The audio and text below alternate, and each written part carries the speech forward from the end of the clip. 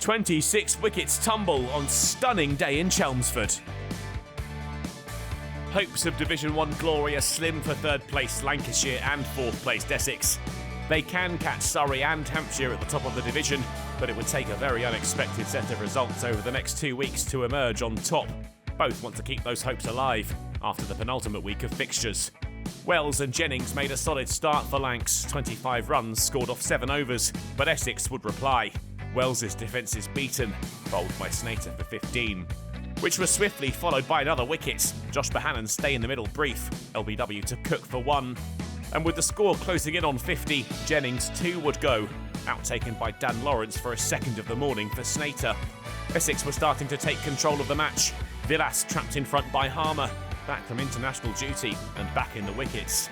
And he soon had another, Croft out, getting himself in a tangle and eventually nipping off. George Balderson would add 4 to the total before he was Harmer's third victim. Trapped in front to leave Lancashire in a spot of bother, 83 for 6 at lunch. It wasn't going to get much better for them either. Bell out after lunch, bowled by Cook for 16. Lancashire found 3 figures, but it was tough going. Bailey with a 4 to push them past the 100. He'd soon lose his partner though, another for Harmer, Hartley taken by Lawrence for 13. And Williams followed, LBW to Cook for 1. Just 1 more wicket needed for Essex with the score just 110. Bailey took that as his cue, attacking Harmer to try and add some gloss to the total. And he'd pushed them to 131 when Parkinson fell. Harmer with yet another 5-wicket haul. Lancashire all out for a pretty sorry total. The return of Simon Harmer had come at the wrong time for Lancashire. They were unable to cope with the spin of the South African, who finished with 5 for 41. Bailey was their top scorer with 24. While they'd been on top with the ball, Essex wouldn't have the same dominance with the bat. Brown out 3 balls into the innings, LBW to Tom Bailey.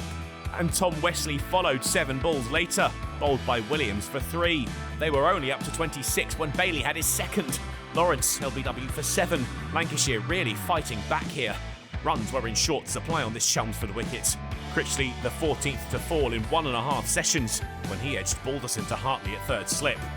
Cushy and Cook managed to put a stop to the rot, and they carefully put together a partnership that would move Essex beyond 50. They were still there at tea, trailing now by 67. Cushy would fall after the break, bowled by Parkinson for 17.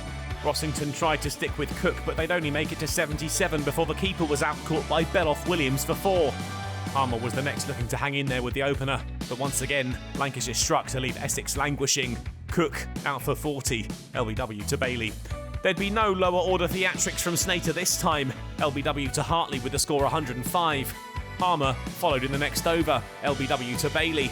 And Bailey sealed his 5 for a bit of a snorter to Porter. Evasive manoeuvres ineffective. The number 11 out-caught by Hartley. Essex all out for 107, 28 behind the visitors.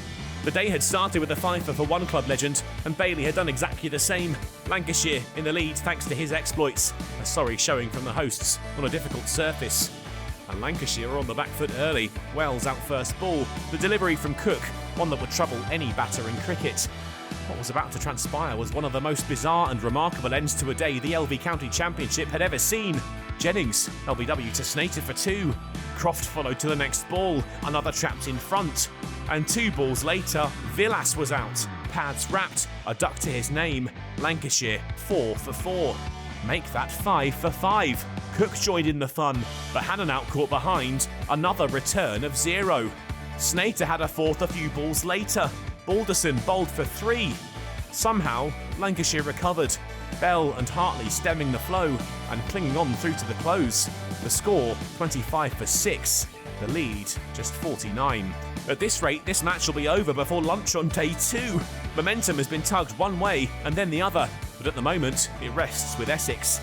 The visitors need to find some defiance, and fast. But even a relatively small target could prove to be tricky on this surface.